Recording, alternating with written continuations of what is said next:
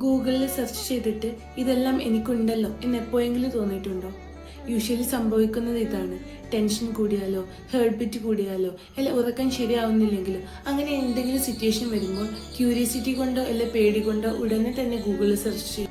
പക്ഷെ പ്രശ്നം എന്താണെന്ന് അറിയാമോ? നമ്മൾ ഗൂഗിളിൽ സെർച്ച് ചെയ്യുമ്പോൾ അതിൽ സിംറ്റം മാത്രമേ മാച്ച് ആവുന്നുള്ളൂ.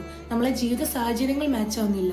കഴിഞ്ഞ കുറച്ച് ദിവസങ്ങളിലായി നമ്മൾ സ്ട്രെസ്ഡ് ആണോ, ഓവർ തിങ്കിങ് ഉണ്ടോ, ഇമോഷണലി എക്സോസ്റ്റഡ് ആണോ, അല്ല റെസ്റ്റ് എടുക്കുന്ന കുറവാണോ, ഇതൊന്നും ഗൂഗിളിൽ അറിയില്ല.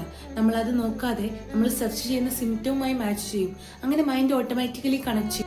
ഇങ്ങനെ എനിക്ക് തോന്നിയിട്ടുണ്ടല്ലോ, ഇങ്ങനെ എനിക്ക് ഫീൽ ചെയ്തിട്ടുണ്ടല്ലോ. അങ്ങനെ പതിയെ പതിയെ പേടി കൂടും.